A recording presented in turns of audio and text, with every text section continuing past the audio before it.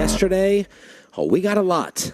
Yeah, we did. I don't even know where to start. I don't know where to start with practice. I don't know where to start with the presser. Kind of leaning towards the press conference. What about the good news or the bad news? Like, which one do you want to start with, the good or the bad? Because I'm not sure which one is which. Okay, let's start with the good. I don't really know which one is the good. Okay. I guess the good is practice because it's actually on the field. Oh, I thought you meant with the good of the press conference. No, no, I already made that decision. We're starting with the press conference. The things I wrote down just off the top of my head, unsatisfied. It was a very reflective Jerry. Steven, at some points in times this offseason, has made us feel, I get it. We can't win in the playoffs. You guys are ticked off. I understand. And that's all you really want your partner to say sometimes, right? I hear you.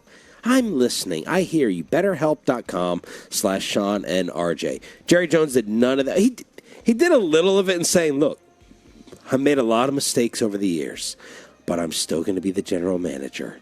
And here's all my old tales that I've told you 500,000 different times, and I'm going to take you down paths that are so confusing that you'll never be able to GPS your way back home. And that's wander you in. Man. Like Choppy in Vegas. Contracts.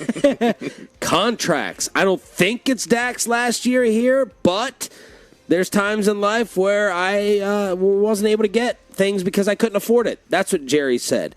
CeeDee Lamb and Micah Parsons want to both be the highest paid non-quarterbacks in the National Football League. That is $35 or $36 million a year. 20 minutes until Mike McCarthy answered a question. He answered 2 or 3 maximum. Jerry, again, talking about being all in. He brought that up himself. Bobby, where do you want to take it?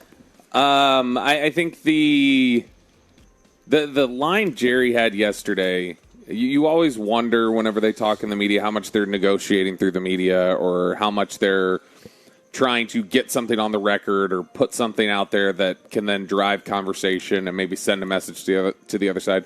When Jerry's quote, which was, in my life, there have been a lot of things I wanted but I couldn't get because I couldn't afford it. Have I learned to live with that in 80-something years? I have, and life goes on. That did not feel like a negotiation tactic to me. That felt like an honest assessment of where they're at right now with it. And then on the flip side, when Dak talks about it later, he did say, though, I don't think, he sounded sincere, I don't think this is Dak Prescott's last year here. Then he added that line. That felt more like the sell to me. That felt more like the public sell to me was the, I don't think this is Dak's last year here. Whereas the other one was just like, hey, this is kind of where it's, I've never seen a negotiation with, I've never seen a negotiation with a player of theirs where in the public, like you've got a guy under contract for a year left, still under contract for a year. He's not holding out.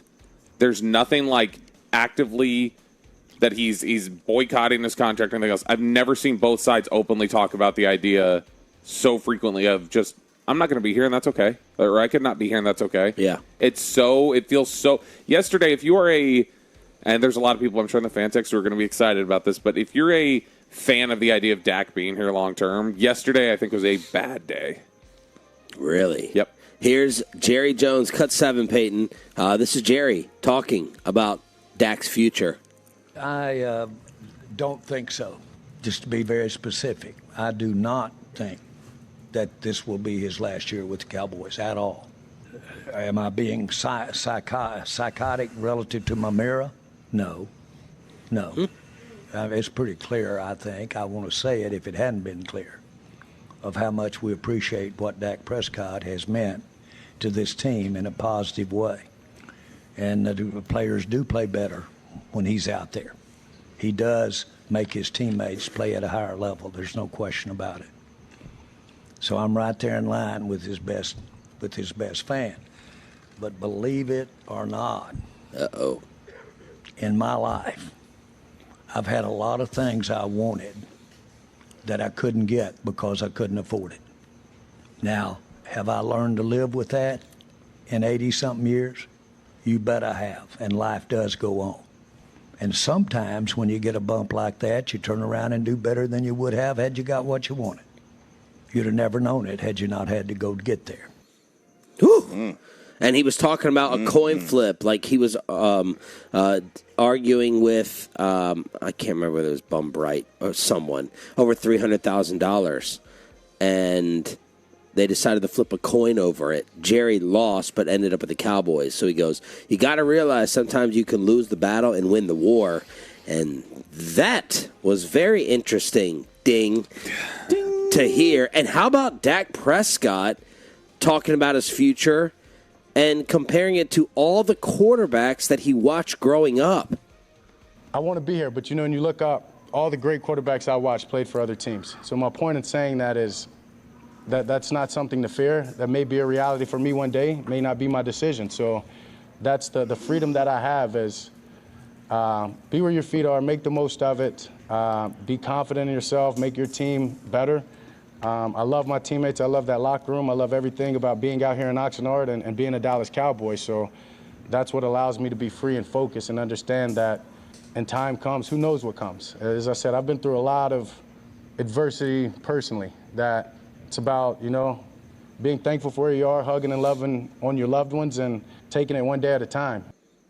He put some thought into that. He didn't just come up with that out of the blue of thinking of all the quarterbacks that he watched growing up playing for someone else. Right. He put some thought into that, which means he's thought about being elsewhere, I think. Yeah, and I think he's thought about being elsewhere not as any sort of like a let me just let's go down this impossible path in my head, or it's the reason why this has been something that he's contemplated, something that he prepared, is because there must be something in this negotiation that leaves both of them feeling like this is a very strong possibility that this ends with a divorce. He has the ultimate leverage, the options to do whatever he wants. Dak. Yeah, absolutely. And he's little things that he could say. I mean, does the team hear it? Yeah, I'm sure they do. Does it register with them? Sure, to an extent it does. They probably know it's just words. It's threats. Is it idle threats? He told people off to the side. I think I feel comfortable relaying this. Off the podium, he's like, remember, I love to mix it up. I want to stir it up. I want to keep things going in the media. I'm sure he tells that to the players, too. It's going to get back to Dak Prescott immediately when Jerry Jones says, sometimes I can't get everything that I want. That's going to get back to him. Yeah, and that's the reality of negotiations in the professional sports world. Everything is public. Sure. Everything, all your salaries are public. I mean, everybody knows what's going on. The fans want to know. They want to inquire about it.